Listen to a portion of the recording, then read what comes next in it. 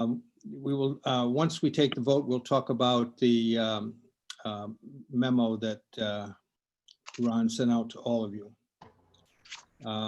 We'll take the roll. Mr. Pirrick? Aye. Mr. Chumo? Aye. Mrs. Owen? Mrs. Owen? You are muted.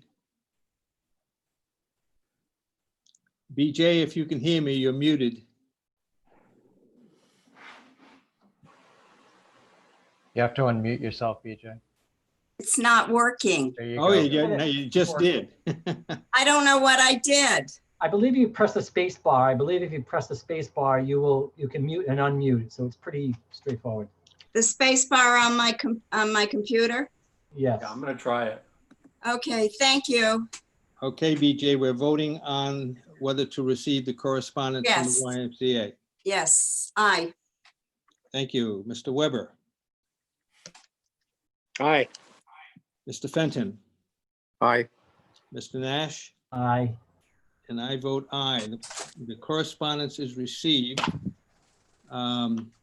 I'd like to raise this topic of the memo that I suggest we send to the YMCA.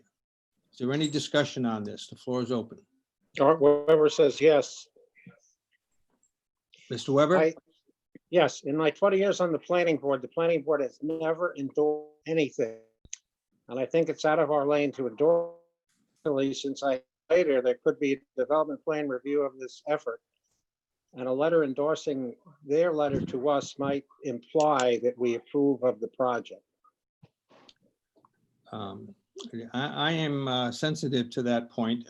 I'd like to emphasize that I tried to write it so that I wasn't discussing the project per se, just thanking them for giving us the preview and wishing them well with their fundraising only. But I would like to hear how other members of the board feel on this point. Mr. Nash, Bill. Yeah, thank you, Paul. I concur with Art. You know, it's not a common practice that we've done. I just think we keep everything in front of us and not tip our hat, if you will. Not that there's any secret here, but you know, nice effort and gesture, I think, Paul. But I don't think it's appropriate, respectfully. Other comments? Other members of the board, please, I'd like to hear from you. Mike Fenton has his hand up. Oops. Okay, Mike? Yeah, I thought the tone of the letter was fine. All we were doing was wishing them well and thanking them for the heads up. That's pretty benign. I don't think there's anything in there that would imply that we're gonna either bless it or reject it. You know, it's just, you know, thank you for a heads up. I think we should send it. Other members, please, comments? I'll comment again, if I could, just to comment to Mike's question. I mean, my recollection, I received this letter after it was already published. I'd already seen it in another spot before I got this letter. So not to split hairs on when I got the letter, when we didn't get the letters. What letter are you talking about, Bill? The letter that we're talking about, the correspondence, indicates that they're writing a letter to us. But I believe the plan had already been put out there and seen prior to us getting this letter. Well, I didn't see them until I got the letter. I don't, maybe they were out there, but I didn't see them. Other board members have comments? Yeah. Mike? The plans were published in Newport this week. I believe I saw, you know, renderings of what they had planned to do in, you know, one of the local papers. So, Did you so see I them think it was- before we received it? yeah, I don't know. I think the first one I got was from this planning board, but then I saw it afterwards in the local papers. So they put it out there, you know, to the public, to give them to let the public know what they had in mind.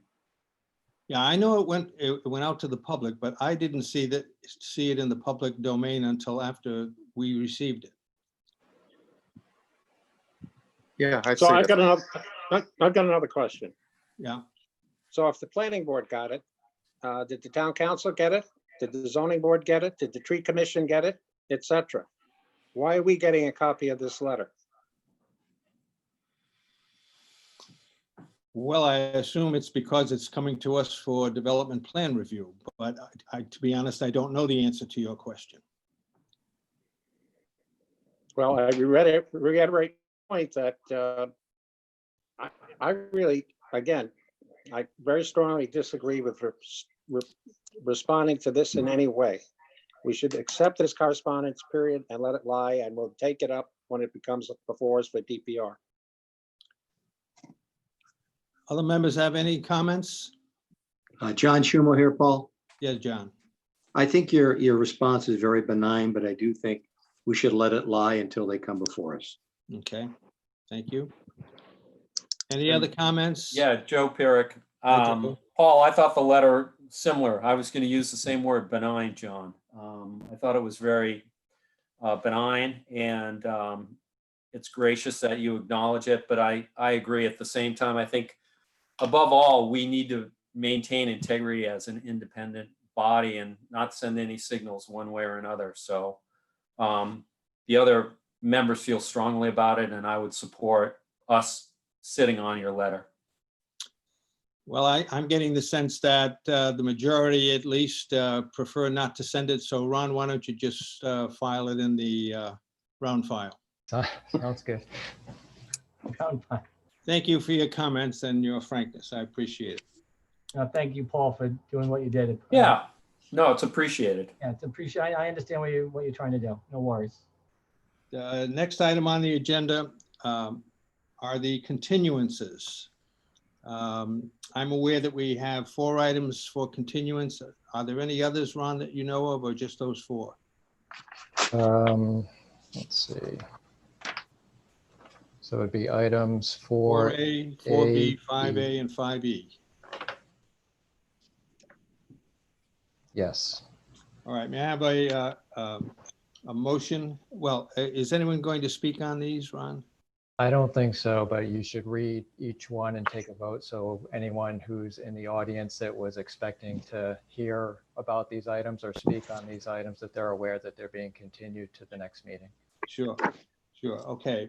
Item 4A, public hearing, application of Jack Gullison for development plan review, including requests for waivers from certain design standards of the Middletown Rules and Regulations regarding the subdivision and development of land, section 521, for construction of a new commercial building to include an 18-room hotel with a restaurant and associated site work located on the property identified as 59 Aquidneck Avenue, Assessors Plat 115 SE, Lot 169.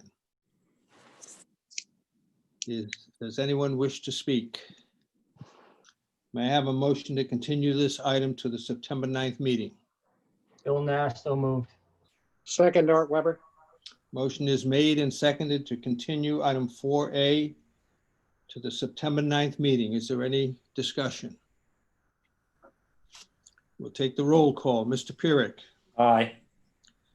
Mr. Chumo, Aye. Mrs. Owen, Aye. Mr. Weber, Aye. Mr. Fenton, Aye. Mr. Nash, Aye. Aye. and I vote aye. Motion passes. Item 4A is continued. The next item for continuance is item 4B. This is a public hearing. Request of James Paradise, owner of property at 170 Aquidneck Avenue, Plat 115 SE, lots 145, 146, 147, for waiver of development plan review pursuant to section 908 of the Middletown Rules and Regulations regarding the subdivision and development of land. Is there anyone here to speak?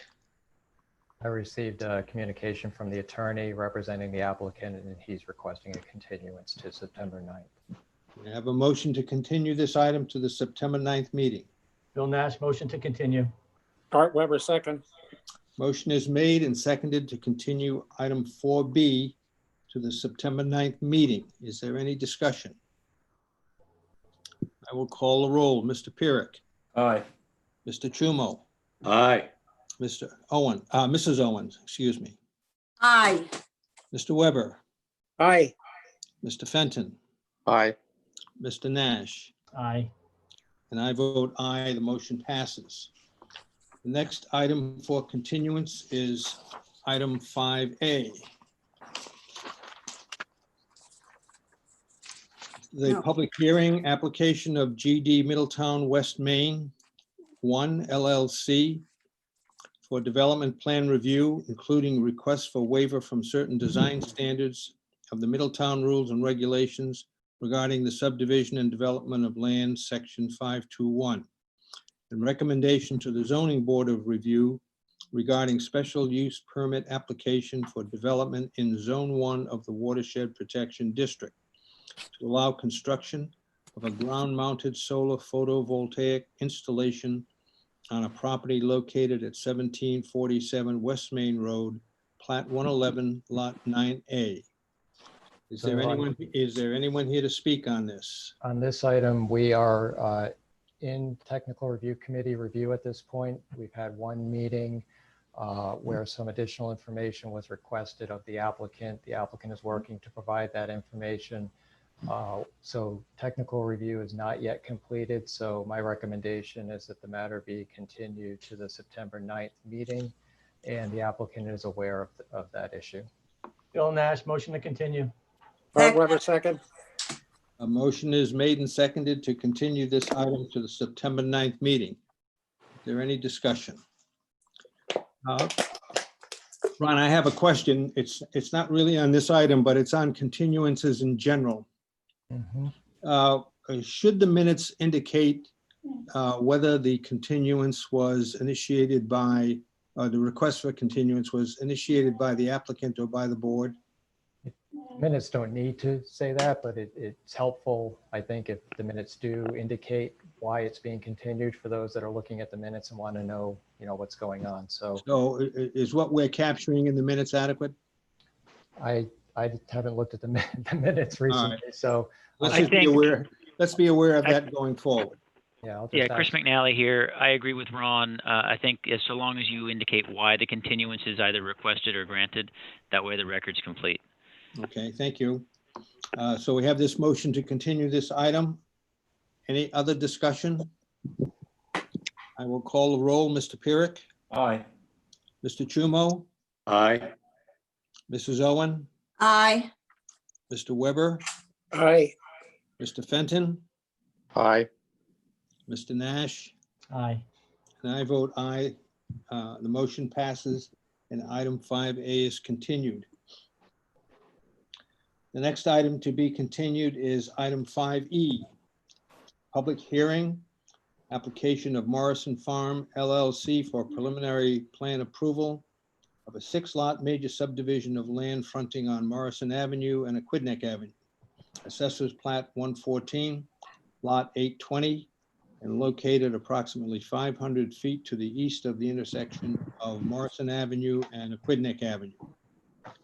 May I have a motion to continue this item? Well, first of all, is there anyone to speak on this item?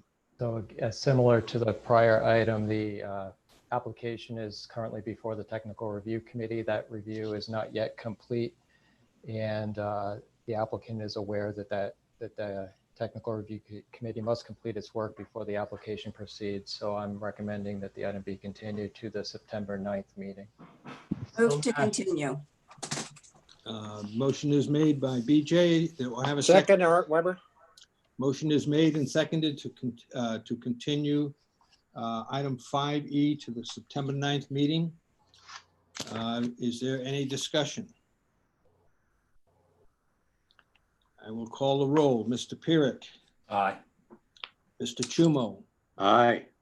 Mrs. Owen, Aye. Mr. Weber, Aye. Mr. Fenton, Aye.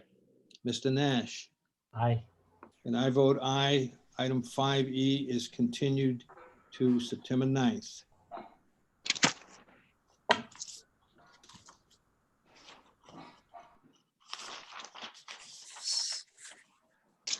Okay, the next item is item 4C. This is a public hearing. Request of Boulevard Nurseries, Inc., owner of property at 5 East Main Road, Plat 107 SE, Lot 105, for waiver from certain design requirements of Section 521 of the Middletown Rules and Regulations regarding the subdivision and development of land to allow renovation of an existing commercial building using synthetic exterior building materials. Is there anyone to speak on this item? Mr. Chairman, we received communication from the attorney representing the applicant that they are requesting that the matter be withdrawn without prejudice. I believe that at the last meeting, we left the public hearing open, so I assume we have to close the public hearing before we move to withdraw. I think so, sure, yep. Move Motion to close the public hearing. Art Weber. Is there anyone here to speak on this before we do that? Anyone here to, The applicant is not present. not present? No. Okay, may I have- Art, did you make the motion to? Make a motion to close the public hearing. Second. Okay. We have a motion made and seconded to close the public hearing on this item. I will, is there any discussion? I will call the roll. Mr. Pyrick, Aye. Mr. Chumo, Aye. Mrs. Owen, Aye. Mr. Weber, Aye. Mr. Fenton, Aye. Mr. Nash, Aye. and I vote aye. The public hearing is closed. May I have a motion to withdraw this item without prejudice? So moved. Second, Art Weber. The motion is made by BJ, seconded by Art to withdraw this item without prejudice. Is there any discussion? I have a question. Okay, Mike? Is there any reason why this, were we informed of any reason why the item was withdrawn? They indicated they're going to revise the plans to comply with the requirements of the regulations, the design requirements. Hooray. Okay. Well, that's good. So no more waiver request. Okay. That's Good good. question, Mike. Thank you. Any other discussion or comments? I will call the roll. Mr. Pyrick, Aye. Mr. Chumo, Aye. Mrs. Owen, Aye. Mr. Weber, Aye. Mr. Fenton, Aye. Mr. Nash, Aye. and I vote aye. The item is withdrawn without prejudice. Next item on the agenda is item 5B, application of Regal LLC and the James H. Carson Revocable Trust for preliminary plan approval of a 3-lot minor subdivision of property fronting on Valley Road, Plat 107 NE, Lot 402. Is there anyone here to speak on this item? I'm in the process of getting everyone into the meeting here. We've got the applicant's attorney, the engineer, as well as our conflict attorney. Yeah. Attorney McNally will be recused from this matter, and I'll just be muted. Right. So Lynn Small is the engineer representing the applicant. Mary Jo Carr is the attorney. Callie Longville is the conflict solicitor, so she will be assisting you if you have any legal questions. This is recused. Lynn or Mary Jo, is there anyone else that you wanted to have visible and able to speak? I think it's just the two of us, and I don't think that I have much of substance to contribute, so I would turn it over to Lynn to give you whatever information you need. I mean, if you have questions for me. Okay. Ron, do you put the maps up, or do you want me to try to? I can do that. Hold on. Okay. It's a pretty simple one, so. Hello, Lynn. Hey, how y'all doing? Hey, Len. Funny seeing y'all on screen, right? I feel like I'm in the Muppets. So we're here to present to you the property that is on Valley Road. It's a very large property, approximately 8.3 acres. It's undeveloped. It's been undeveloped for years. It's owned by James Carson and Alan Shears. And they're subdividing it so they can split interest in the property. There's no proposed improvements proposed at this time. There's no proposed development at this time. I expect they'll probably put the property up for sale once it's divided. It is a commercial site on a traffic sensitive road. So we've met that criteria for the frontage on Valley Road. We have utilities coming from the back portions of the site through the residential development behind. Not sure if anyone is familiar with this section of Valley Road, but we don't have water or sewer in Valley Road across the frontage of this property. In order to get it, you'd have to cross Bailey Brook, which we'd have to prove a hardship to do that. So as of right now, without any other options available to us and to fulfill all the criteria for the subdivision, we've demonstrated that we have suitable access to sewer and water through the residential subdivision behind, or I guess that's east of the site. We're proposing 3 lots. I believe the smallest, they're all way over the required lot size. I think the smallest is about 2.3 acres, if I recall correctly. I can't see on the plan, but they all meet the minimum frontage criteria. We do have an application into the state of Rhode Island a wetlands program for an edge verification, just so that we can confirm the developable land area that we have for the site, because you do see that there's some wetlands on parcel A and C as you get closer to Bailey Brook, which runs through the western or southern portion of the property. Yep. So I don't know if anyone has any questions. It's a relatively simple project as far as projects go through the planning board, mostly because we don't have any improvements proposed at this time.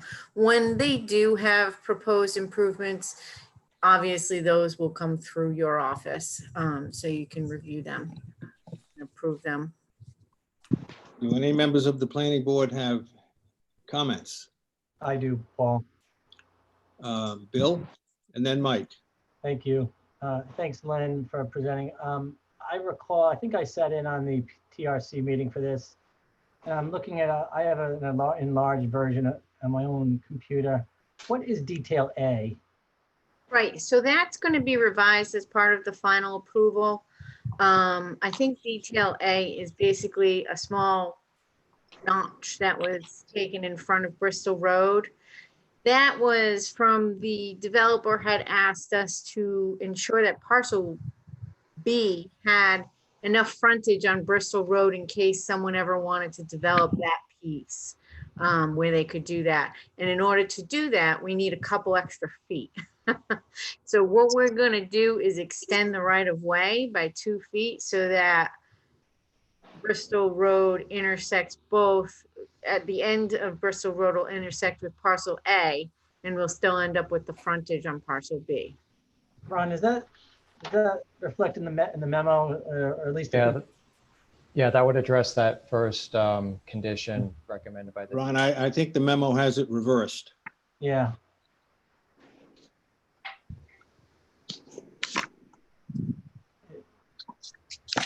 But that'll be revised as part of the final submission. I think the wording on our memo might be a little off. That's all I was asking. But I agree with you. Thank you for doing that. I recall that coming up at PRC. Okay. Ron, I'm concerned if when you wrote the memo, if you lifted that paragraph from the technical review committee, that the report of the technical review committee has it stated correctly. Well, the way I'm reading it, it seems correct. So right now, the plan shows a portion of parcel B in between parcel A and the end of Bristol. That's not what the plan I have shows. Yes, it does. It's just a very small sliver. The plan that I have shows a sliver of parcel A between B and Bristol Road. No, parcel A is in the middle. Oh, well, that's not what my plan shows. My plan shows parcel B in the middle. Yeah, That's what I have too, Paul, partial B in the middle. yeah, that's what I have. I'm not sure what. Oh, I don't have that. This is the only plan that I've distributed. So parcel A, No. parcel A is the middle lot. Correct. Right. For some Wait a reason. second. There's a section of parcel B, Just to which the is right. on the right. Hold on a second. It's the cover sheet that is wrong. Oh, All right, well, Okay, that's, The drawing 4 of 5 is correct, but the cover sheet shows the middle plot as Right. parcel B. So I guess the memo is correct. Yeah, Paul, sorry L4 about that. shows it correct. Yeah. Lynn So, will have to fix that. I guess the cover sheet should be changed to make sure no one else makes. Right. Yeah. So the sheet that I'm showing on the screen is correct. Yeah. Parcel A is the Yeah. middle lot. And That's page 1. Okay. Any other comments? I got a question. Mike, yeah, you're up. Were there any other TRC requirements placed on the breakup of the property? Yeah, so in the memo you received, there are 3 recommended conditions. The first one being that issue of the area at the end of Bristol Road. So Lynn already said that that's going to be revised prior to the final plan approval. The second issue is revising the plan to include notes indicating that the proposed sewer lines to serve those lots are going to be private lines. That was something the Public Works Department requested, just to be clear that the connection from the main up above, those connections coming down Ludlow and Bristol Road, those will be private connections. So Oh, right, added private, yep. yep, so add those notes. And then the third condition, prior to final plan approval, the applicant must secure DEM wetland edge verification. So they are showing the wetlands on the plan, but they have not yet been verified by DEM. We talked a little bit about this at the site visit, that it's not really a major issue in terms of the lot area, because there's plenty of lot area unless the wetlands edge is really far off. They have plenty of area for each of the lots. It's just a matter of making sure that the final plan accurately reflects the amount of developable land in each of the lots. So Okay. three proposed conditions from the TRC. Other comments from members of the planning board?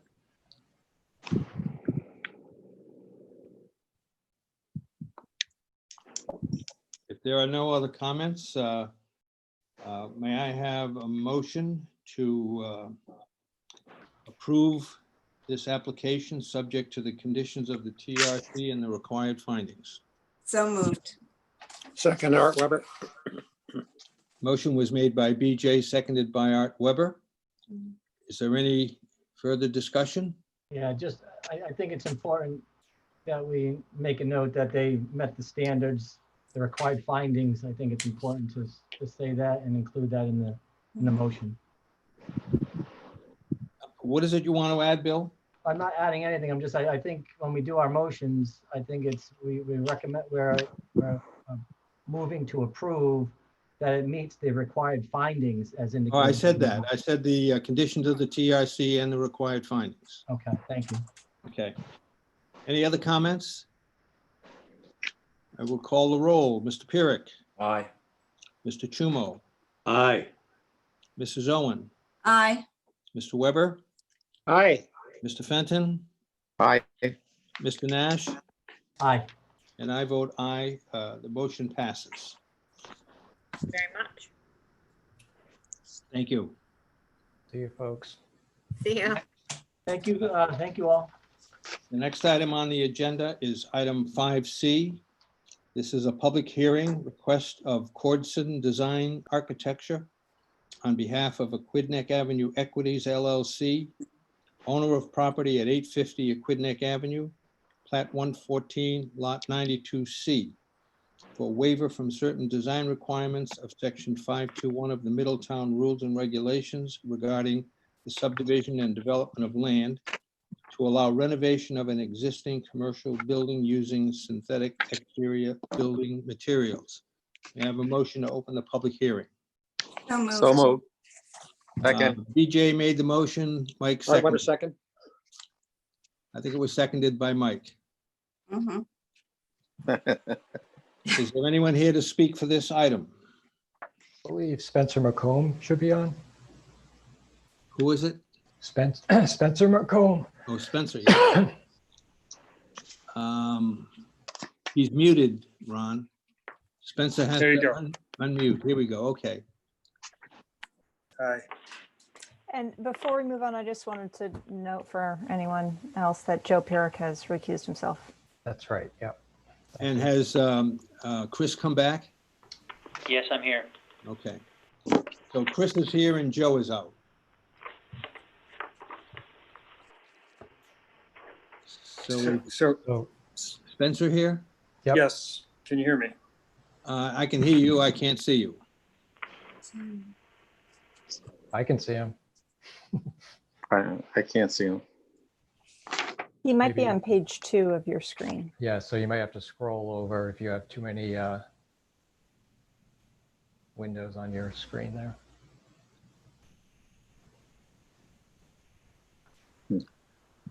Yes, I see Spencer. Okay, Spencer. Right. Well, thank you. I know Ron is going to put up some images for you to see, which probably tell a lot more than I could explain. Yep, we'll do that right now. It cut out for a second, but this is 850, right? That's okay. Yep. So, as you all are probably familiar with this site, although I've lived and worked on Aquidneck Island for 30 years and probably drove past this thousands of times and kind of zoomed right by it. It's a collection of low-slung, a gable end, we'll call it Cape Cod style massing that steps in and out about every 40 I'm feet. sorry to interrupt you, Spencer. I also just realized that there was a motion to open the public hearing, but it was never seconded or voted on.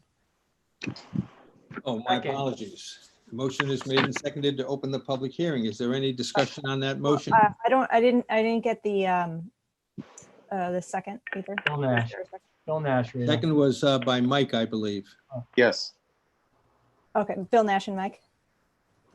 I think. No, BJ and Mike. BJ. BJ made the motion, seconded by Mike. Any discussion on the motion to open the public hearing? I will call the roll. Mr. Chumo, Aye. Mrs. Owen, Aye. Mr. Weber, Aye. Mr. Fenton, Aye. Mr. Nash, Aye. and I vote aye. The public hearing is open. Now we can go Okay. back to the discussion of the plans. Spencer. Yes, so as I was saying earlier, it's a maybe a nondescript portion architecturally of Aquidneck Ave. And it has a series of step back Cape Cod style 1-story buildings. They actually turn into 2-story as they fall down the hill behind, but from the street, it's 1-story. These were a series of medical office buildings and other small office suites, but zoned and ability to have retail in those buildings as well, and some are. And so the applicant is interested in adding an element, not to the building you'll see, but actually just a pergola style piece in front of the building. This is very common throughout New England, seen a lot in Cape Cod, Mashpee Commons. This is a standalone structure that would sit in front of these buildings, adding a little bit of architectural detail to the building. One, to just make it a little bit more architecturally interesting. We've included brackets and a band on the front that faces the street so that individual purveyors that are in each unit can have a sign, if you will, or an ability to have signage so that someone driving along Aquidneck would see that your business actually is there. Right now, with the low edge of the eave and the top of the doors and the top of the windows, there's almost no place for signage on the building, especially for each unit. And so what we've done is created a sense of, and you can see in these renderings, the sort of before and after of the sort of plain style of the buildings, and then what it will look like with this added pergola fenestration feature, which will allow a little bit more architectural interest. It'll allow a little bit of shadow and weather protection for folks that are, crossing or walking along the area. And then, let me just get out of here for a second.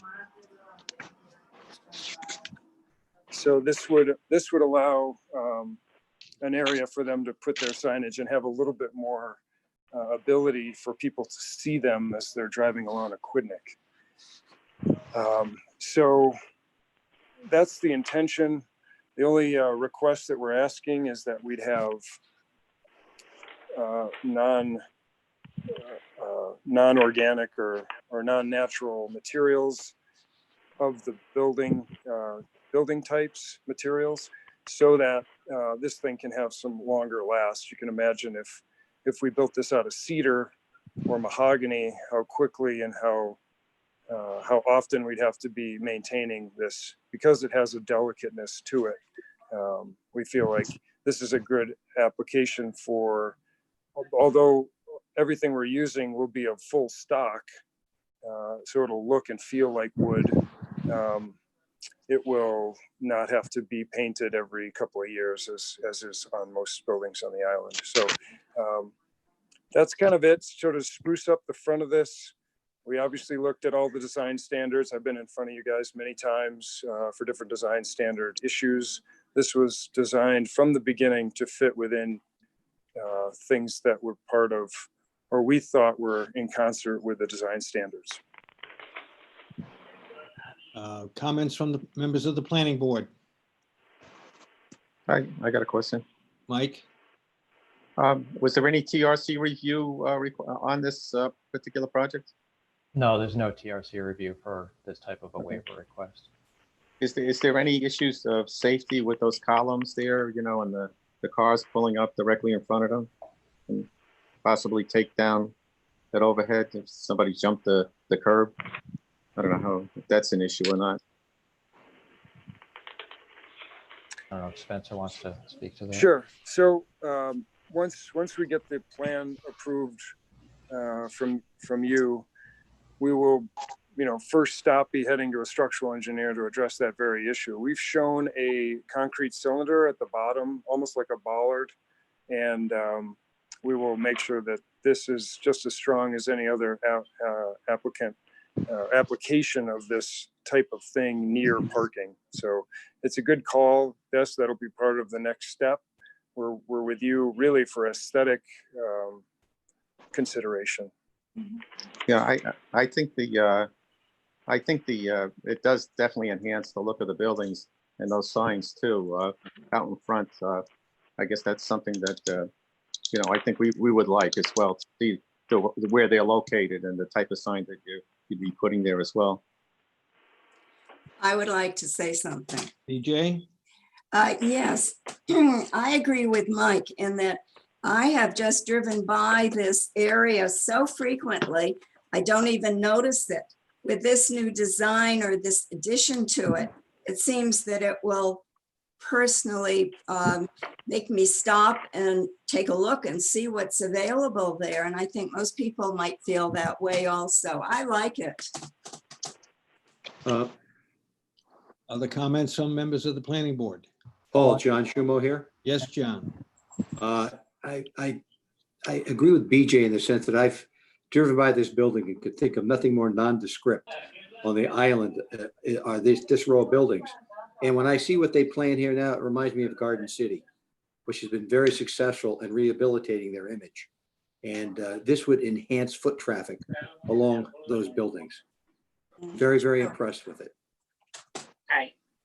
Other comments? I have a question, Paul. Art? Bill, Oh, Bill, I'm sorry, Bill. I can't see you. can't say my blocked. I can't, I can right now stop. your visage is not in my screen. So no worries. So thank There, you. there you are. Thank you, Spencer. Couple of things. The renderings that I have show, and I was confused by it, but I know why. the first page, you identify concept study 750 Aquidneck Avenue on 2.0. It's actually 850. It's not 850. It's, or it is 850. Is it 850 or 750? So it's 850. 850. 850. So, but you see the note on page A 2.0, it's for 750.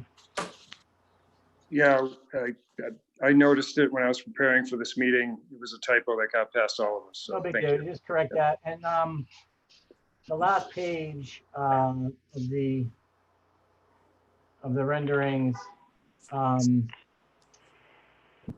item, I guess you can see it best. It's, yeah, what is it, 2.4. The bottom left photo, number 3. Those are clapboards with the hardy plank. Is that what it is? A hardy plank board, clapboards? That's right. Okay, thank you. And the picture above it, right underneath, what is that material? That you can see, the visual part of it. It's not wood, but It's AZAC. oh, it's an AZAC. Okay. Yeah. With grain in it, wood grain, and like a textured product. Yes. Okay, good.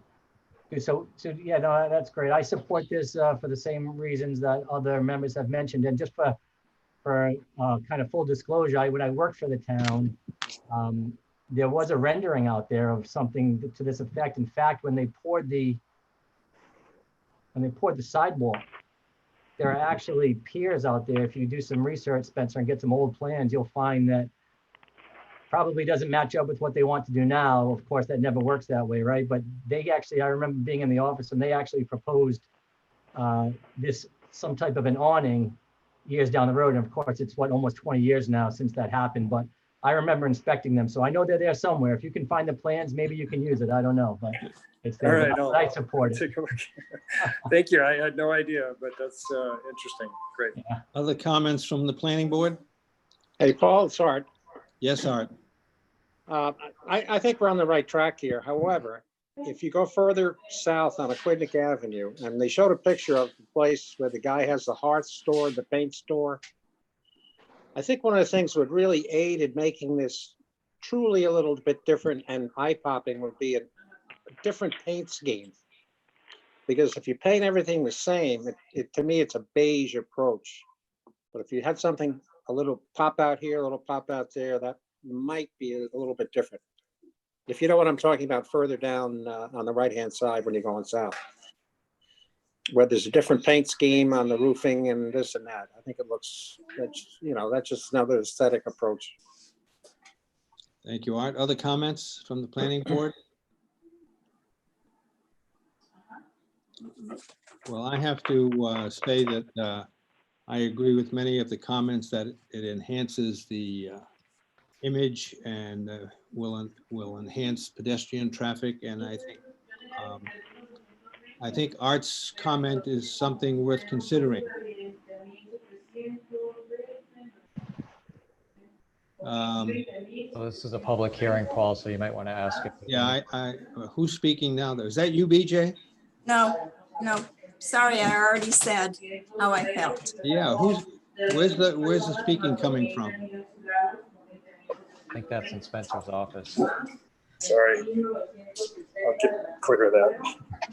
Is that you, Spencer? Yeah, it was a background noise where I am. I'm sorry about that.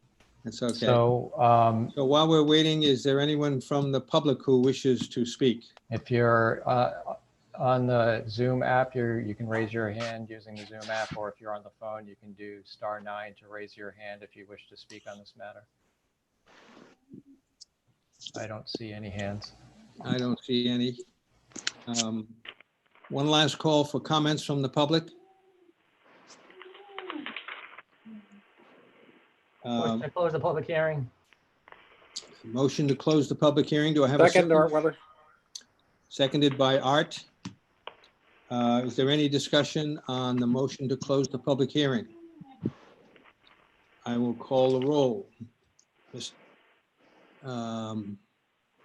Pirrick? Is he out of this? Oh, yes, he is. I'm sorry. Yes, he's He's a- recused. Yeah, Mr. Chumo, Aye. Mrs. Owen, Aye. Mr. Weber, Aye. Mr. Fenton, Aye. Mr. Nash. Aye. I vote aye. The public hearing is closed. I have a motion to approve the design for the renovation with the use of synthetic exterior materials. So And, moved. Should we add consideration of a more vibrant paint scheme as Art suggested? Well, the town really has no regulatory authority over paint color, so I would suggest not doing that. Okay, I think but the they applicant- heard the message. The applicant can take it as a word of advice. Okay, so may I have the motion to approve the design for renovation of the commercial building at 850 Aquidneck Avenue? So Nash, moved. second. BJ moved, Bill seconded. Any comments from members of the planning board?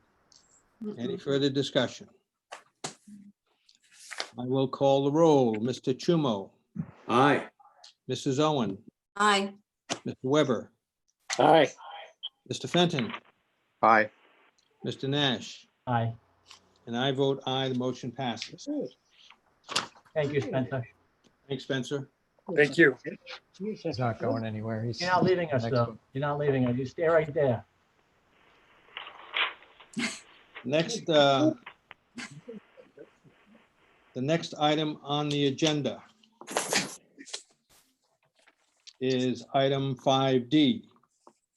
Request of Corson Design Architecture on behalf of CGRI Middletown LLC, owner of property at 1400 West Main Road, Plat 106, Lot 53A, for waiver from certain design requirements of Section 521 of the Middletown Rules and Regulations regarding the subdivision and development of land to allow facade renovation of an existing commercial building using synthetic exterior building materials. May I have a motion to open the public hearing? Bill Nash, so moved. Second, Art Weber. Opened, the motion made by Bill, seconded by Art. Any discussion? I will call the roll. I believe Joe has recused himself from this. Yes. Mr. Chumo, Aye. Mrs. Owen, Aye. Mr. Weber, Aye. Mr. Fenton, Aye. Mr. Nash. Aye. I vote aye. The public hearing is open.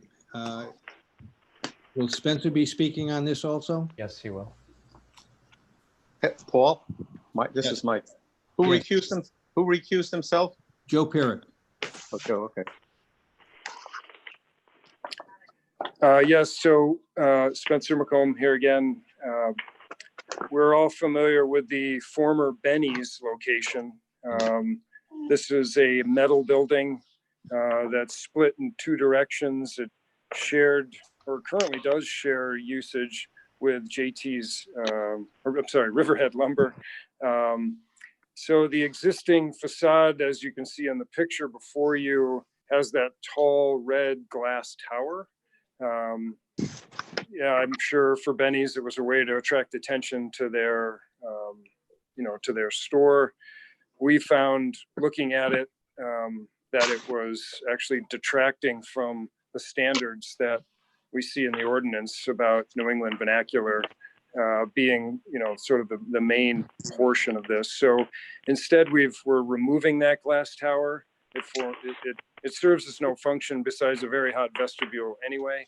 So changing the door locations and creating a retail door that would be very attractive in the parking lot instead of what you're seeing before you now. So now you see the after, which is the tower removed, and basically us taking the gable forms that are there and embracing them and trying to scale them down because they're very large so that it has a more pedestrian and approachable feel to the building. Again, with your design standards out right in front of us as we drew this from the beginning, is to try to make this a scaled down, more appropriate, more pedestrian friendly, more human scale oriented type of building. Having multiple entrance facades, although there'll probably be one main entrance, which will be similar to where the bold glass tower used to sit, but now centered up on that gable. So in doing this, we'll be actually changing the footprint slightly to be a little smaller. One of the aspects of the neighboring Riverhead is that with their new location, which has already been approved and not part of this application, but there's actually be a truck lane that runs along the property line. And because this building essentially is built almost to the property line, we'll actually be taking a few feet out of the footprint. But by and large, what we're here to talk about today is the aesthetic improvements that are proposed here. We tried to have residential scale, for the most part, windows and door openings. It's a very large facade, as I told you before. So we're trying to make it, every move was to make it feel more approachable and more scale-like to someone coming here. You'll see the words fitness written on the signage that we put on the renderings. That is just a placeholder to show that there will be some signage there. It doesn't mean that this will for sure be a health club, but that was one of the tenants that they were talking to at the beginning of the process. So, and with that and the COVID experience for all of us, I think everything's, they're wondering who they're going to get as a tenant. So you'll see far left is a bank that is not part of what we're doing, but there's talk of a bank. So we put that in the rendering because that may be a pod site in the middle of the parking lot. But again, that was just put in there for scale. And so that you would understand that that's where that would be seated. You will see the new Riverhead location, which has already been approved and through this board in the distance in the renderings and will no longer be attached to this building. We do have New England materials. We have stone shown. We have paneled areas, all to be in keeping with general New England aesthetics as proposed by the standards. And I think, trying to make this building into something that we can all be proud of as we drive by or drive up to or participate in if you end up going to this this building. Comments from the planning board. Yes, Art Weber. Mike? Is it me? Mike? Yeah. Okay. Is the roof going to be changed too? Is that the existing roof on the building? That's the existing. That's the existing standing seam roof that's there now. Just have a different color. Okay. Now, that other building that you mentioned that's in the picture there, you see the way that the trim boards come down to the edge of the roof, like I think it would look good if you had some wider frieze boards, like at the going horizontal across there, because it looks kind of I don't know. It's just too much of that one material all over the building. I think it needs to be broken up a little bit with more trim board and more frieze boards. That's my input. Question, Paul? Bill? Yeah. So, correct, Ron, help me here. I don't disagree with that comment, by the way, Mike. Thank you. The building in the back, the Riverhead building in the back, did I miss something? Did we approve it? Because I don't like to look at that building. I know we're not here for that, but did we approve that? Is that something that we did and I missed something? Maybe I did. I don't know, but I don't recall. No, that hasn't come before us. Okay. All right. I misspoke on that. The applicant let me know as well. That's no worries. That's a project for another day. I for some reason I thought it was already. No worries. But no worries. But since we brought it up, I can tell you I don't like the design of that. But we'll leave it at that for now. Other comments from the board? Are there any members of the public who would like to speak? Again, you can raise your hand on the Zoom app using star 9 if you're on the phone. Nobody. No hands, Paul. You see no one? Nope. Okay, may I have a motion to close the public hearing? So Motion moved. made. Who made the motion? Art Weber, close the hearing. Second, BJ. BJ seconded. Is there any discussion? I will call the roll. Mr. Chumo, Aye. Mrs. Owen, Aye. Mr. Weber, Aye. Mr. Fenton, Aye. Mr. Nash, Aye. and I vote aye. The public hearing is closed. May I have a motion to approve this request for waiver? And I note that we are supposed to consider only the waiver here, even though there has been discussion of the building design. Mm. May I have that motion, please? I'll make the motion. Motion to approve. Second, Bill Bill Bill Nash. made the motion, BJ seconded. Is there any discussion? Spencer, I have a question. In your renderings, you show some landscaping, and I know that's not part of the waiver request, but I'm curious as to whether the landscaping will be included. For sure with that, we're gonna improve and create some beds and soften the building. Right now, it's paved essentially right up to the edge. So that is not specifically, but in general, there will be some landscaping around the building. Does that have to come back to the planning board, Ron?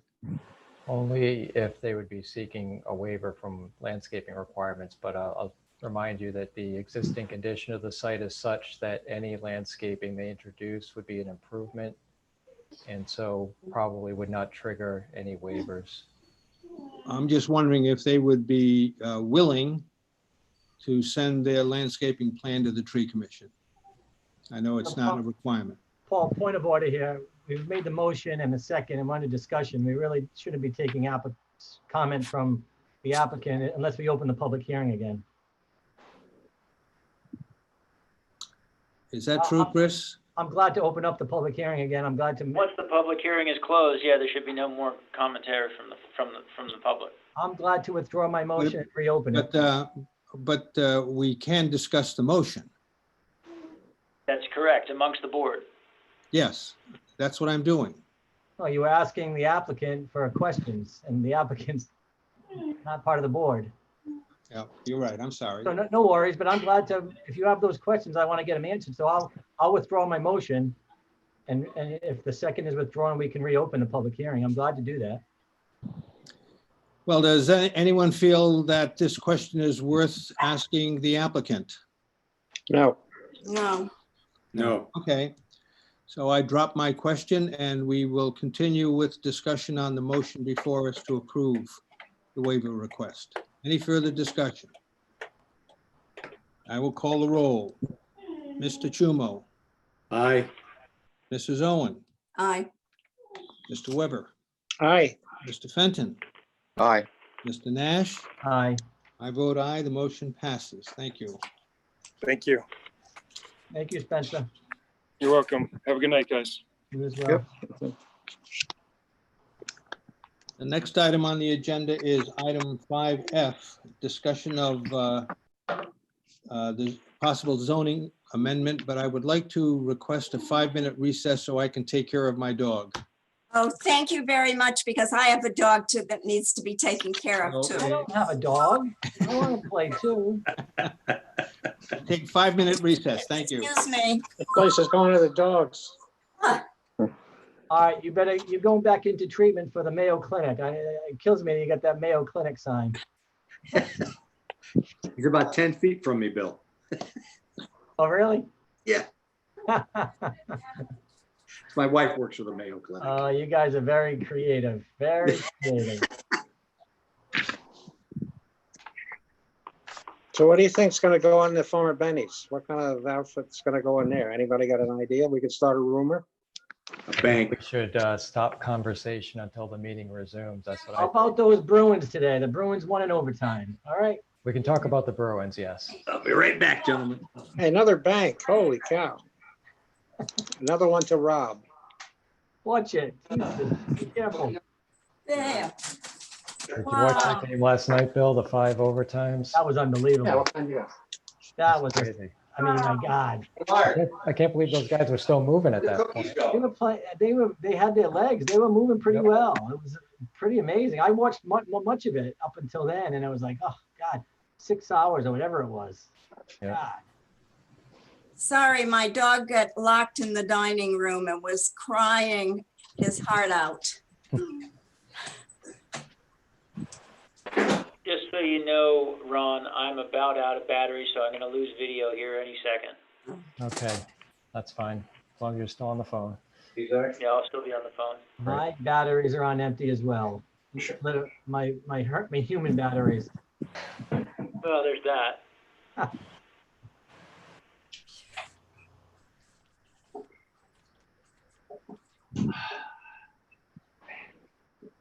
It's hot today down there. How's it been all summer?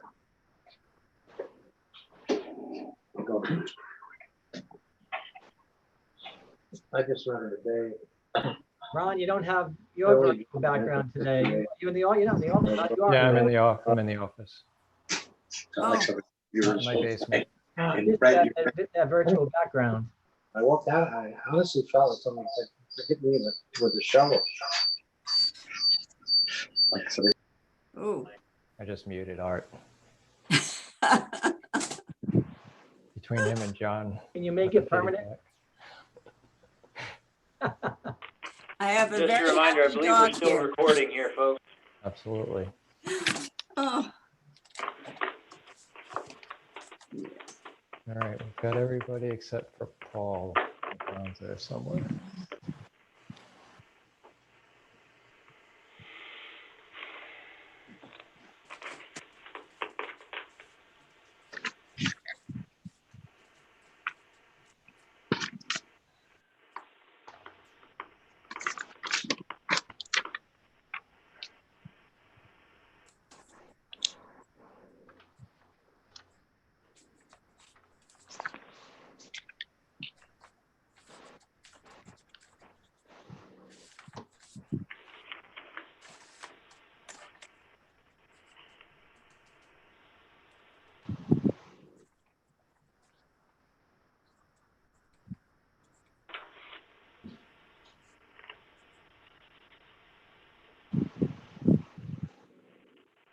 will our next meeting be in the town hall, Ron?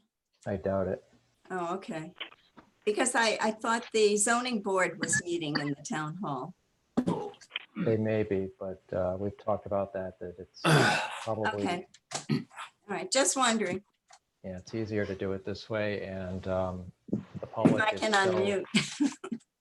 well, yeah, what the public is still not going to be able to attend in person anyway, so there's really not much benefit to trying to pull you guys all together in one room and the risk that results in. All right, I think we're all back. The 5 minutes are up. We can recall the meeting to order. Is BJ's back also? Okay. Yes, Next item on the agenda is item 5F. Discussion of possible amendment to zoning ordinance section 306. Uses subject to and exempt from development plan review. I had asked Ron to put this on the agenda because questions were appearing in my mind about what the requirements are for development plan review under two situations. One, there was a request to, there is a provision that says a development plan review can be bypassed or, with the approval of the planning board if there is a change of use. But to me, if there's a change of use, it should require scrutiny. I also looked at the ordinances about development plan review and what uses are exempt. And there was one item that caught my eye, which I'd like to put before the planning board and see what you think about it. What it says is that let me find the place, excuse me. The way it is determined whether a development plan review is required or not is by determination by the zoning officer. If that's the case, any development plan review then goes to the planning board, and then if there is an appeal, it goes to the zoning board, who works with the zoning officer.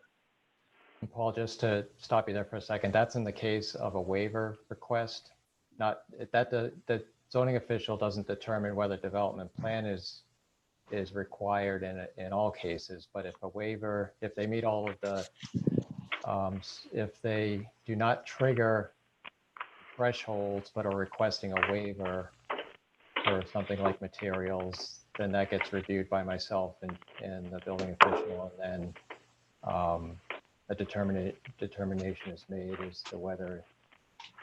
Ron, at the beginning of paragraph 306, Yep, I'm going to put that up on the screen right now. it says when a building permit or zoning relief is requested, zoning officer shall determine whether or not development plan review is required.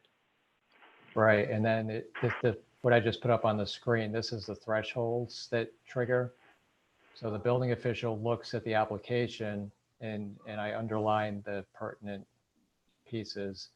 Any new Yeah, principal I building. understand that there are criteria that Right, you must follow to do that. right. My concern is that these determinations are made by the zoning officer. Then it goes to the planning board, and essentially it goes back to the zoning board and the zoning officer. It seems like a little conflict of interest to me. All right, well, the issue is that there's thresholds that he has to follow, so. Well, there are two issues in my mind. This is separate from the one I mentioned earlier. Right. So there's the waiver, What I would like to put in front of the planning board is, rather than have the zoning official determine whether or not development plan review is required, why not have the town planner make that determination? The appeal process still goes to the zoning board and the zoning official. It's a change in the zoning ordinance, right, Paul? Right, Ron? Yes. Yeah, this is all in the zoning ordinance So section. this would be a recommendation for a 306. change to the council. Yeah, I talked to Paul about this earlier today. I don't have any particular concern with that being suggested. I think I'd want to review it with the solicitor, maybe, look at drafting something up. And then where I thought this conversation was going to go, and maybe it still will, is looking at those thresholds. So not just who is making a determination, but Yeah, what there are thresholds are being used. Yeah, there are two aspects to my concern. Yep. I support what you think is best, Ron and Paul. But what I'm looking at on the screen, it's the current ordinance, but it's the underlined section is the new proposal that we might consider down the road. But what was stricken out? No, nothing's changed. This is the existing. Yeah. All I did was underline the thresholds that are currently in the ordinance. I see, okay. Yeah. So it may be just a reminder for folks, and maybe some of you weren't here when this happened, but there was a change made to the ordinance a few years ago, maybe, prior to the current situation. The planning board saw, or I should say the applicant was required to go through development plan review, full development plan review, meaning TRC and the full plan submissions and all that for things such as facade improvements. So many of the things that you're seeing now as waiver requests previously would be coming through as full development plan review applications. The change was made because there was a feeling at that time that forcing somebody who's making facade improvements even if there might be a waiver request involved, forcing them to do a full DPR submission, go through the TRC and all that, some felt was onerous and not necessary to put somebody through when they're trying to improve the look of their building, understanding that they would still have to go to the board if they requested waivers from any of the design standards. So that's how we ended up with what we have now with these thresholds, where only applications that involve new principal buildings, additions of 1,000 square feet, and new pavement of 5,000 square feet. Those are the current thresholds. The reason that I raise this is we've had a couple of projects come before us where they actually changed the appearance, the exterior appearance of the building, but all they were doing was requesting a waiver for the use of synthetic materials. And it would seem to me that if they change the exterior appearance, that should be a triggering item also. You know, we've had the Ocean Point Church, we've had the other one just slipped my mind, but there was a second one where the exterior of the building was changed and we couldn't comment on it. All we could do was vote on the use of materials. So Paul, I support that. What do you really, whatever you want, I'd support for you to maybe have Ron and work with the solicitor, draw up some language for us to review. Yeah, that's actually all I would like this evening is if there is interest in looking at this more closely, that Ron drafts something that we could look at our next meeting. Yeah, I support that. You want a motion for that? Or you want to just? Well, there's more discussion too that I'd like to bring up before we make the motion. Okay. The other item that I was raising was whether the planning board could waive the DPR when there's a change of use. And if you look at section 908, item A, it says the planning board may waive requirements for development plan review approval where there is a change in use of occupancy and no extensive construction of improvements is sought. The waiver may be granted only by a decision of the planning board, finding that the use will not affect existing drainage, circulation, relationship of buildings to each other, landscaping, buffering, lighting, and other considerations of development plan approval. I mean, that sounds like a development plan review. So I'm confused about this. So that's, if you follow me. No, I do. But I think more better if you can, if Ron and or the solicitor can come up with better clarification language that helps you, I support that. Do others feel that this is something worth doing, or should it be forgotten? Art, you're on mute. Can't hear you, Art. You're muted. You're on mute, Art. I can hear you through John's. Hit Can you your hear me now? hit your space bar. Yeah. Sorry, Bill. Okay, can you hear me? Yes. Perfect. Okay, I think you want to keep it simple. If there's a change in use and that's the only thing happening, I think that really should be a zoning issue, because if it goes out of if it's a zoning for like LBA and it becomes R, that's a zoning board issue. I think we can stay out of that. But if it requires more detail than that, I think maybe the DPR should be used. I think it's really a judgment call on the complexity of the issue.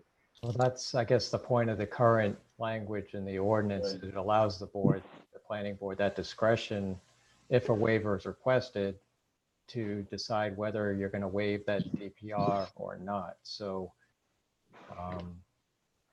you know, and I said this to Paul today too, that, you know, in my mind, I think having that discretion is a good thing. There may be cases where you want to grant somebody that waiver to not force them to go through DPR if it's a relatively minor change of use, you know, in this case. So flexibility can be helpful at times, as long as the board understands that it has that power to say no. If you get a request for waiver of DPR that you feel should be required to go through DPR, then no.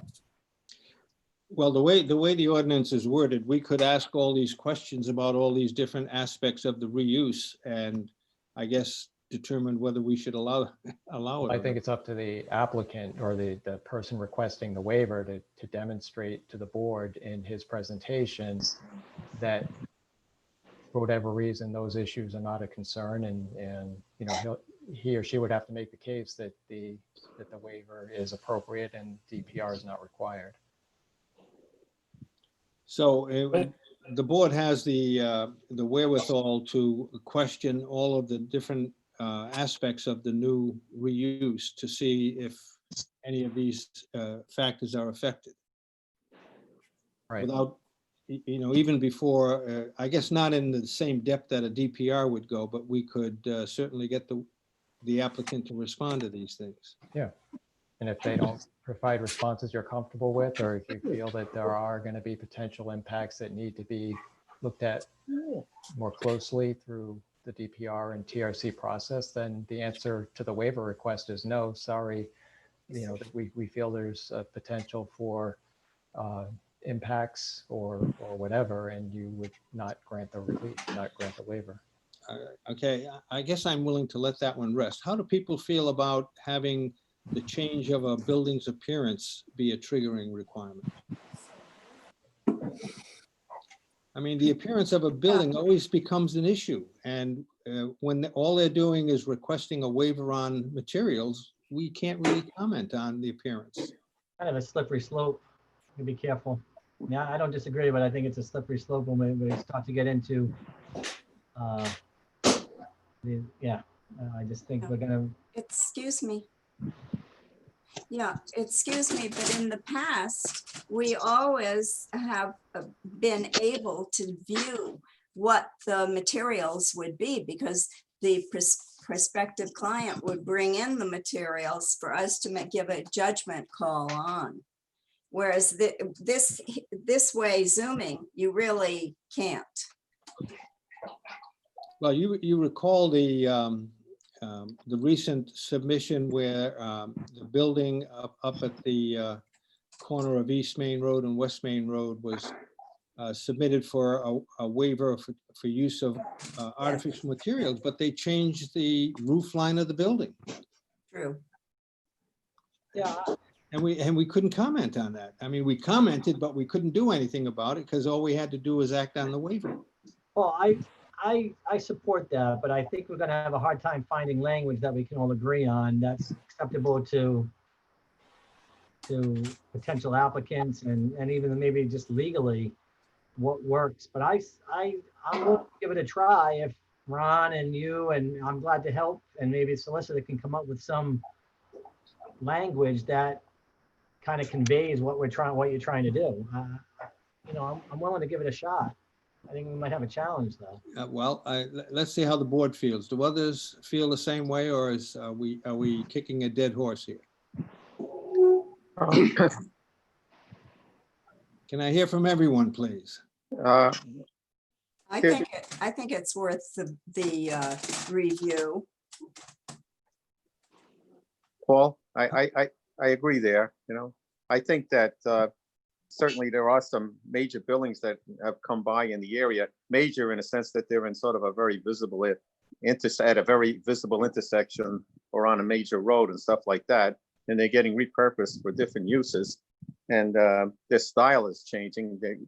A lot of these buildings are these metal type buildings, big square metal buildings. And, you know, and then like they're being converted into a church or being converted into some different retail type of space. And I think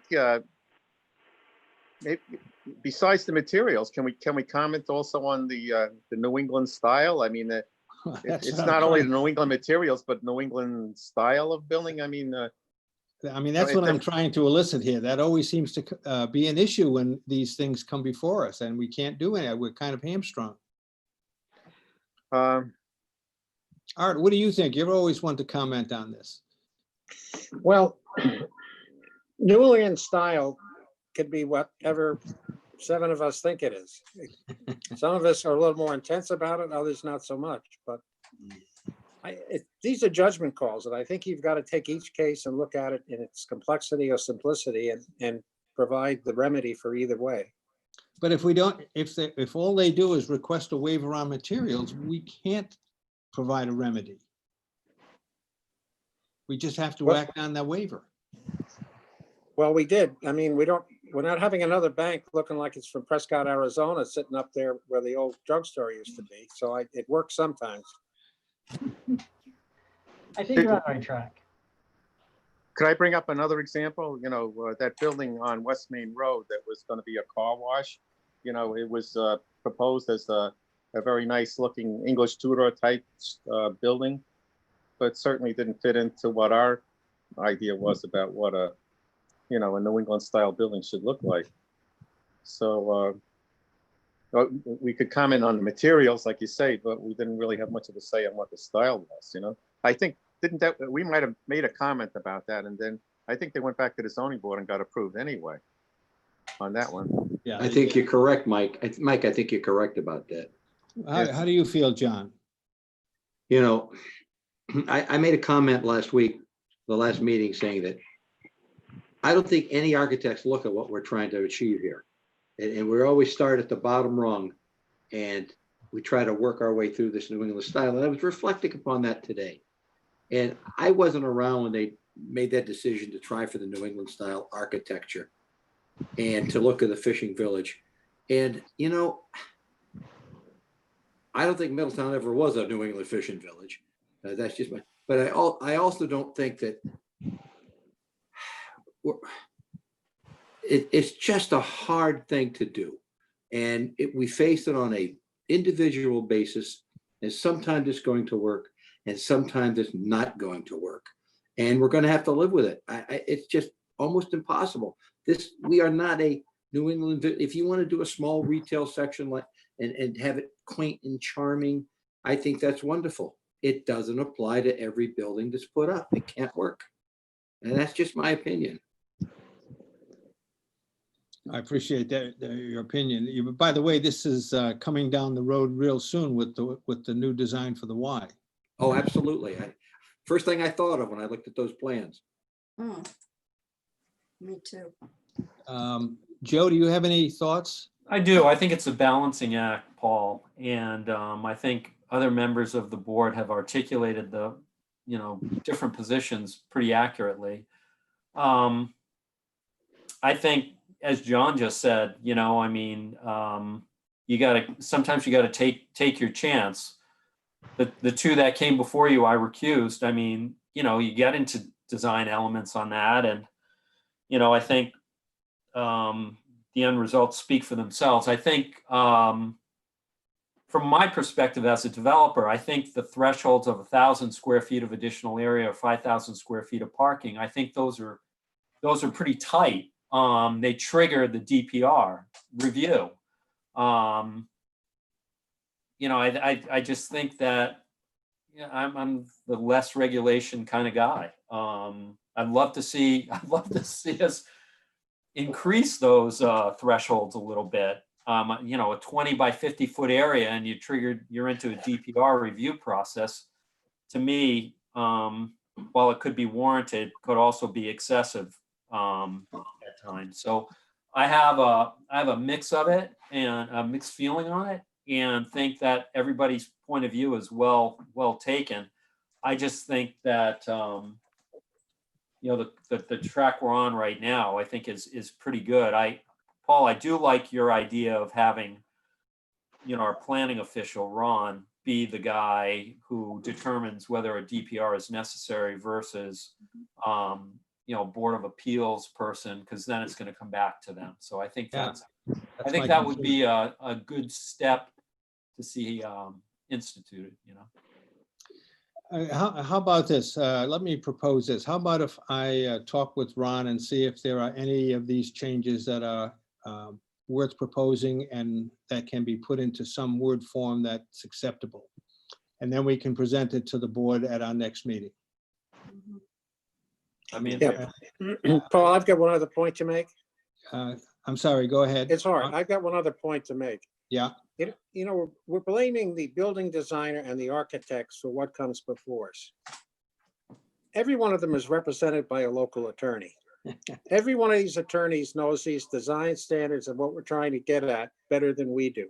Yeah. And they seem so shocked every time we say, that's not gonna get it. Oh my goodness, oh wow. You know?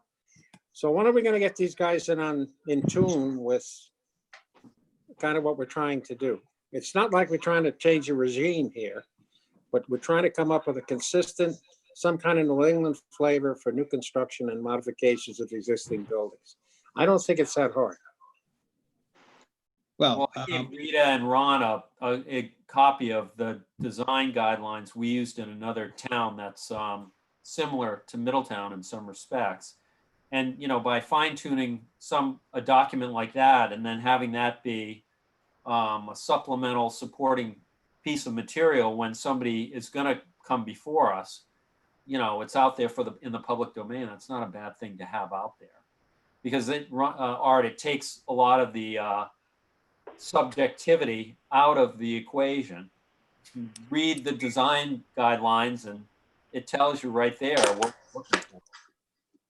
So, I thought I was drinking a beer, go ahead, Bill. or something. something.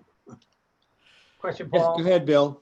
So, you know, Joe brings up a real good point. But I like, you know, Joe, as a developer, you brought up exactly where I was going to go. You've been exposed to other towns' development standards. So, you know, we're on a slippery slope, as I said from the beginning of this, because these are very hot button issues.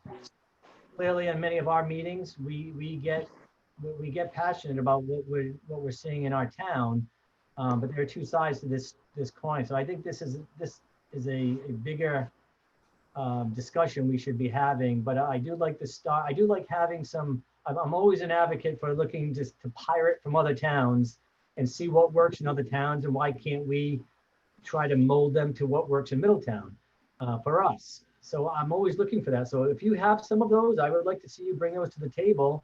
And I know Ron has access to them, but I'd be willing to sit, Paul, with you. Maybe it's a bigger discussion, a workshop even, where we can do this before we get out there. Because once we go public with this, and I know we're public now, but you know, there are some pretty hardcore ideas out there on how much involvement we should have versus how much we shouldn't, versus what is a Middletown style building versus, you know, we have 9 different opinions sitting on this call tonight. So, but I like the direction of putting it on the table, Paul. I think it's going to be a process, though, that we should maybe look at. I hate to say the subcommittee word, but you know, that's you know, probably wise. I'll just make a couple of comments. Joe's suggestion of a design guide, you will recall we did do that with our overlay for the Atlantic Beach District. Right. And now the town council hasn't acted on that yet, but we did take that approach, and it seemed to be well received.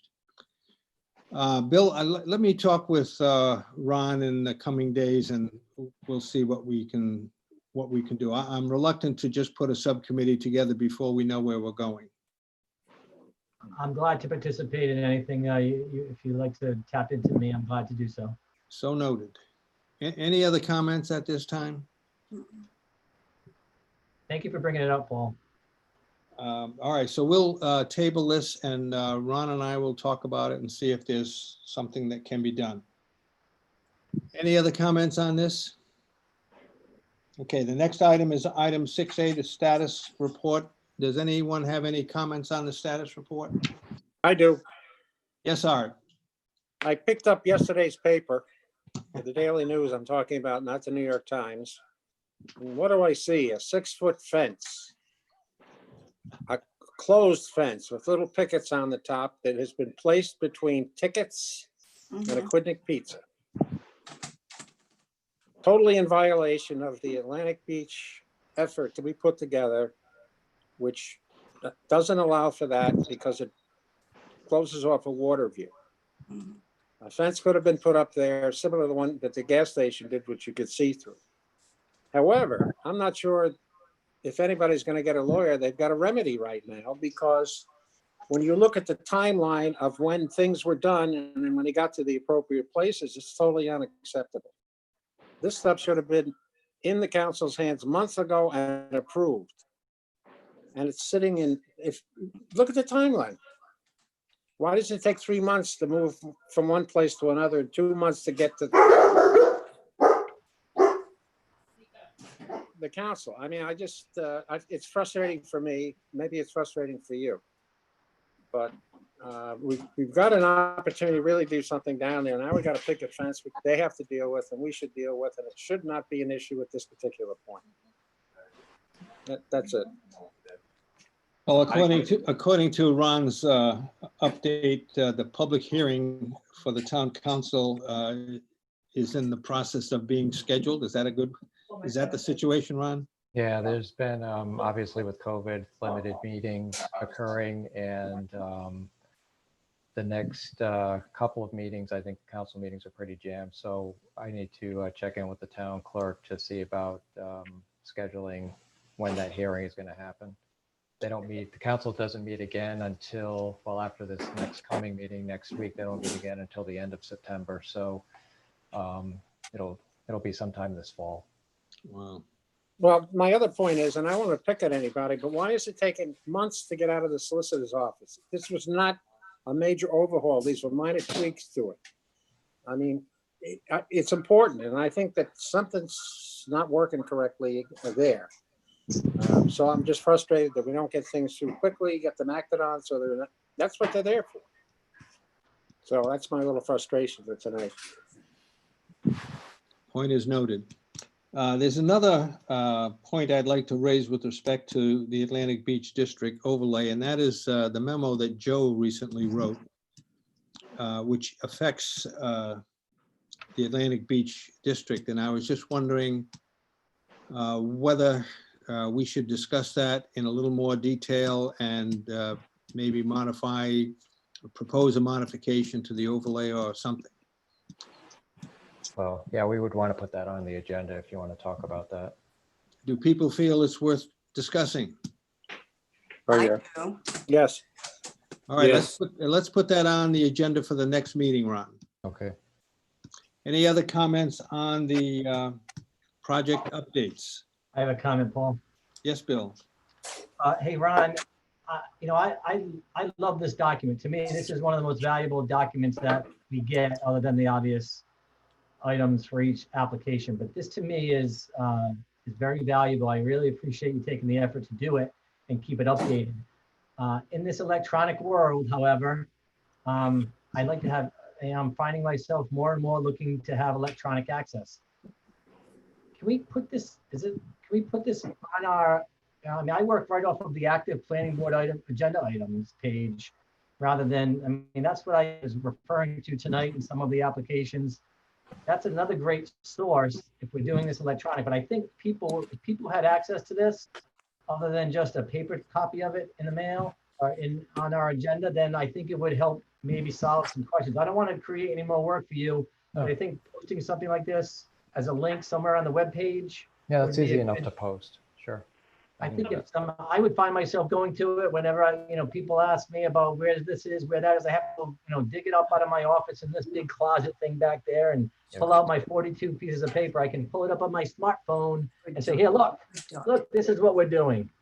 Good It's suggestion. really good. I really appreciate the effort you take to do it. Yep. Yeah, And absolutely. read it too. I'm sure it has something to do with it too. Good suggestion. Ron, you can tell us what your solution is at the next meeting. I'll have it posted on the web before the next meeting.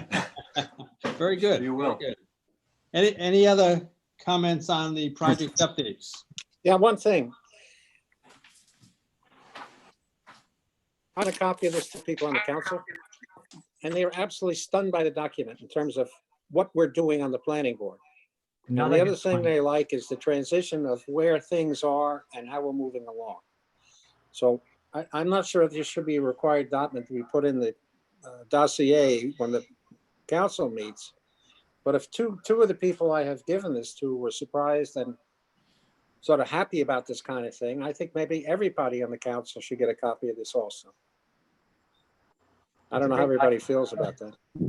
Well, what is the protocol there, Ron? Is this something that could be attached to the town council agenda as well? Well, I already copied the town administrator on it. I mean, I can add town council. And what would happen is it would end up in their packets, their meeting packets as information. Is that, is that a good thing or a bad thing? It's fine with me if that's what you want to do. Yeah. Well, I They may say not- that because Councilman Toronto seems to be bugging everybody at every meeting about what the town's doing, what they're not doing, staying up on projects. And this certainly is a list of projects that are useful and important to the town with a progressive charting of where the issue is or isn't. So maybe that would be additive to what would help them along. Yeah. The town administrator's been asked to supply, I don't know if it's monthly. Yeah, it must be monthly project updates townwide. So all the departments are asked to provide updates on the projects they're working on. So they're getting a document that's probably not as detailed as this document that I give to you, but it's sort of across the town what all the departments are up to. But Sure. I don't see a problem adding the council as a CC to this memo, and they'll get it in their packets as information. Okay, I think that's a great idea. Thank you. Yeah, let's try that, Ron. Okay. It's helpful, it's very helpful. Yep. Any other comments on project update? Paul? Yes, Mike? Yeah, I'm the planning board representative on the Open Space and Fields Committee. Yeah. Like on the, like for some of our reviews, we look at like the tree commission's input, for landscaping inputs and things like that. It seems like the Open Space and Fields Committee is willing to kind of provide some inputs for some of these development projects that we might be working on, especially like open space areas that are being considered for development, because they're reviewing a lot of open space plots in the town and they're scoring them, to, I guess what they're planning on doing is scoring them and recommending to the council, if they have any, any future plans to kind of purchase any open land, for public use, that they would score them and, give, an idea, of, just how useful it would be for, town recreation and things like that. So, I guess I was approached by them on that, and, I asked, if we would be willing to take their inputs on certain, maybe development projects. So they're already getting on major subdivisions, they're getting the plans referred to them for input. So I'm not sure what other projects you're thinking.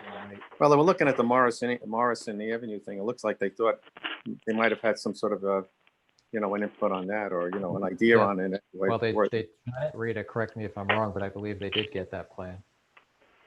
Yeah, they're one of many boards and departments that get a memo essentially directing them to review the plans and provide any comments to the town, to Ron, to the town planner.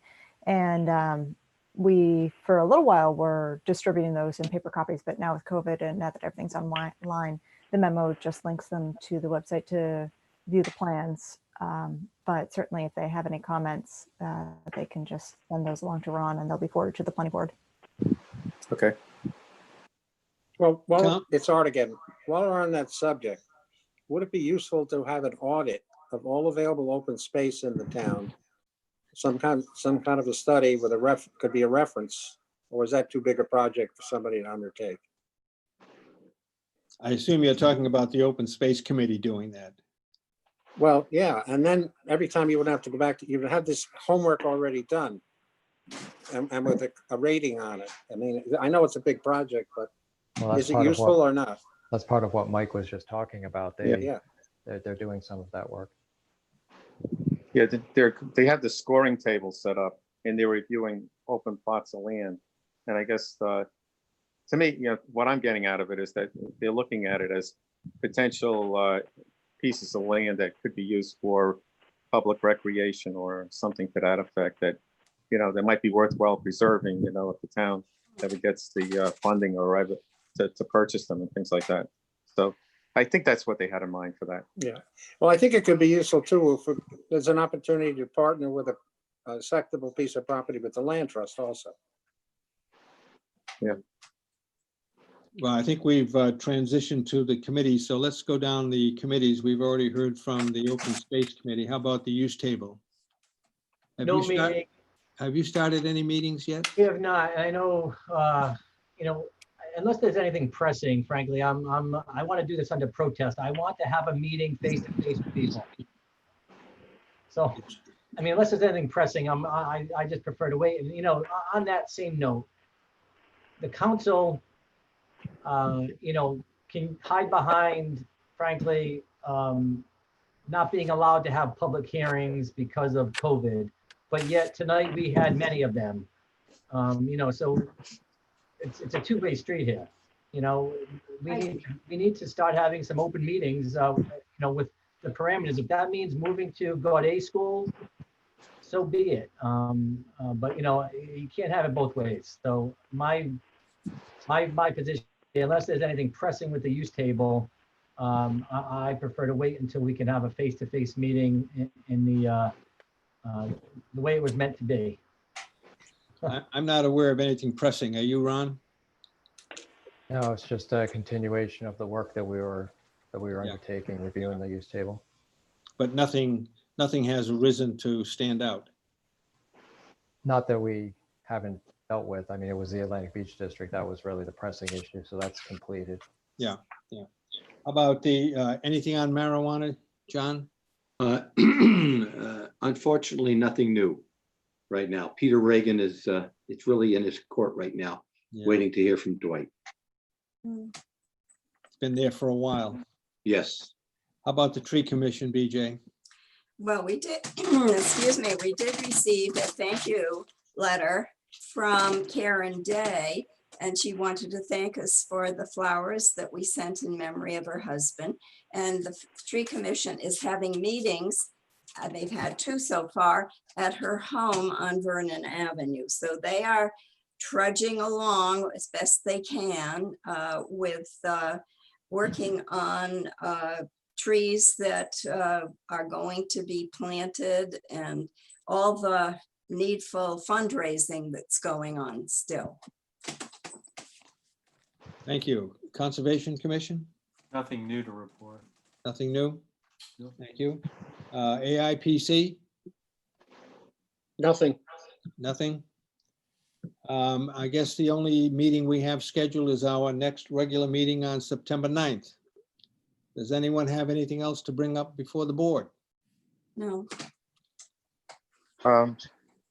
Yes, Mike? I was approached by some abutting property owners of that Brennan property, about, what was going on there with the fill that's being brought in and so forth. And, I guess they were pointing out to me, that one of the requirements that they had was to take test data on the pond down there, and have it as a baseline so that they can compare, after the construction is over or even during the construction process, if there's any degradation in the pond, and the wetland areas there. And I guess the question I have is, I know the requirement is in there, for them to provide it. And I was just wondering if that data was collected and is available for the local property owners to maybe look at. Yes, it was provided, and it was provided to the abutters as well. Okay, so they got the baseline data there as well? Yes. Okay. Yep. Okay. Well, Sounded to me from the way. I shouldn't be so definitive. They Hey, Ty. were told that the testing was done and that the data was available. I can't remember now if they actually requested the data, but it is available From who? from me.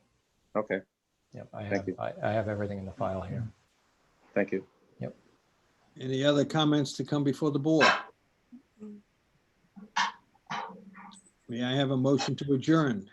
So moved. Second, John. Chumo. Motion is made and seconded to adjourn the meeting. Mr. Pyrick, Aye. Mr. Chumo, Aye. Mrs. Owen, Aye. Mr. Weber, All right. Mr. Fenton, Aye. Mr. Nash. Hi. I vote aye. The meeting is adjourned. Thanks. Thank you all very much. Good night. Thank you all. Thank you. Good Stay night. Ron, I'll give you a call. Y'all take Okay. care, yeah? Sounds Okay. good. Ron, Take thank care, you. Stay everyone. stay safe.